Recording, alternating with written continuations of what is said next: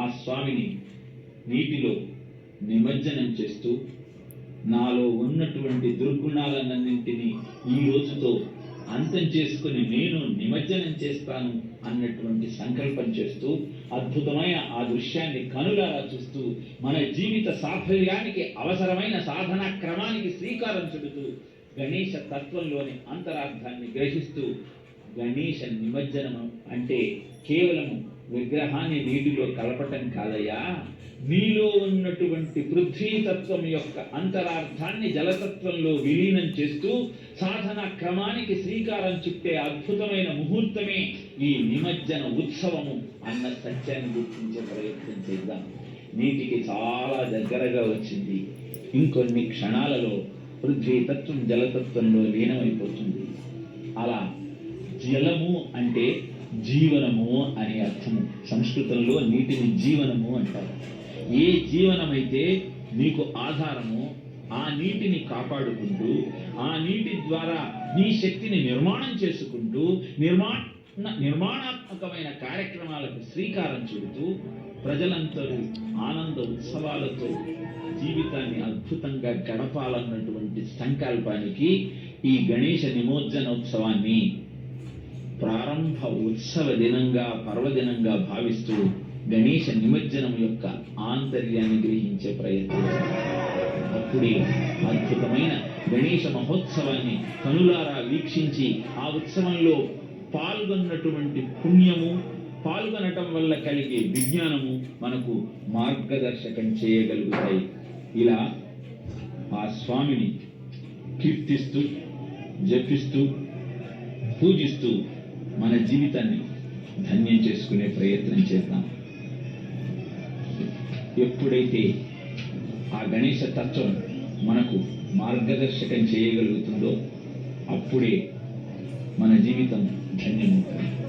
నమో గణాధిపాయతే త్వయా జగద్వినిర్మితం నిజేచ్ఛయా చ పాల్యతేధునా వశేతవస్థితం త్వమంతరాత్మకోస్య ముష్య తన్మయి స్థిత పునీః మాం జగత్పతేంబికాతనూజ నిత్య శాంకరే అంటూ గణేశ పంచచామర స్థుతిలో స్వామి నన్ను రక్షించవయ్యా అంటూ ప్రార్థన చేస్తాం.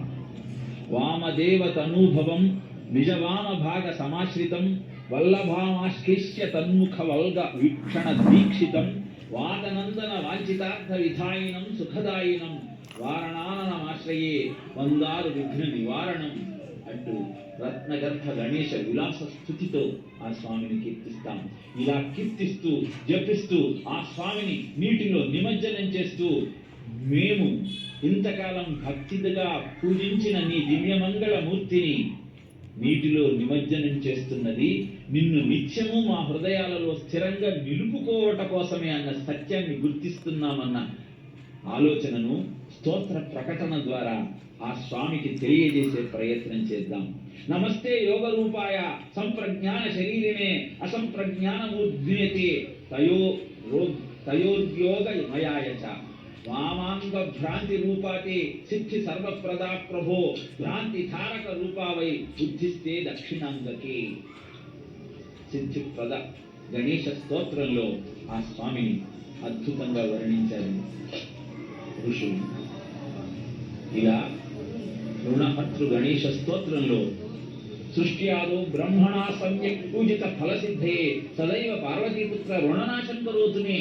నా రుణాలన్నింటినీ తీర్చేవయ్యా, నాకు ఈ భూమండలంలో ఏ ఏ కర్మ ఫలాలు అనుభవించాలో అవన్నీ అనుభవించేలాగా నన్ను కటాక్షించి నిమజ్జనోత్సవ సమయంలో ఏ విధంగానైతే పృథ్వీతత్వాన్ని జలతత్వంలో నిమజ్జనం చేస్తూ నీ స్వరూపాన్ని ఉద్వాసన ద్వారా నా హృదయంలో స్థిరంగా నిలుపుకుంటూ ఏ బింబానికి ప్రతీకగా ఆవాహన చేసి నీలో నేను ఈ చైతన్యాన్ని నిక్షిప్తం చేశానో దాన్ని నాలో సదా ఉంచే విధంగా నన్ను కరుణించు. నిమజ్జనం చేసే సమయంలో ఇదే నా కోరిక, నా రుణాలను తీర్చేయి. త్రిపురస్య వధాత్ పూర్వం శంభునా సమ్యగర్జితః తదైవ పార్వతీపుత్రః రుణనాశం కరోతుమే. హిరణ్యకశిపాదీనాం వదార్థే విష్ణునార్చితః సదైవ పార్వతీపుత్రః రుణనాశం కరోతుమే.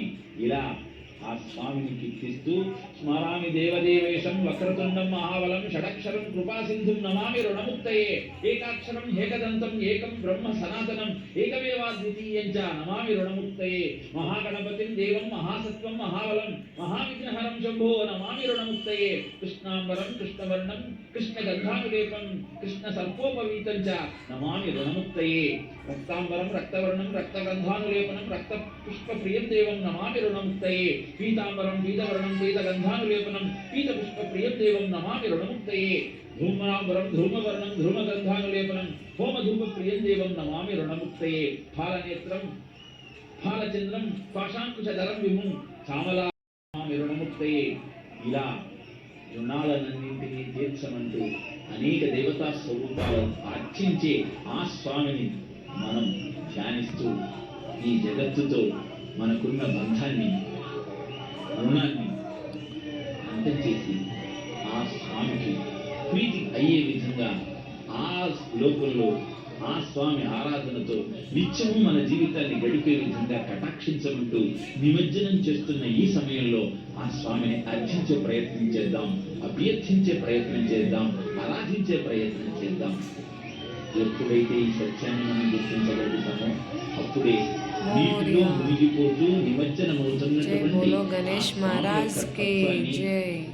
ఆఖరి దాకా నిన్ను స్తుతిస్తూ శాశ్వతం అంతర్గతమైన ఆత్మ జై బోలో గణేష్ మహారాజ్ కి జై. ఆ పరమాత్మ ఈ జీవాత్మ మోరియా చేరుకున్నప్పుడే ఈ జీవికి అద్భుతమైన శ్రేయోపథం. అదే ఆ స్వామి నిమజ్జనం జరుగుతున్న సమయంలో నీటిలో పూర్తిగా మునిగిపోతున్నటువంటి సమయంలో ఆ స్వామి మనకు చెప్పే నిజమైనటువంటి బోధ, దాన్ని అర్థం చేసుకునే ప్రయత్నం చేద్దాం. ఎక్కడైతే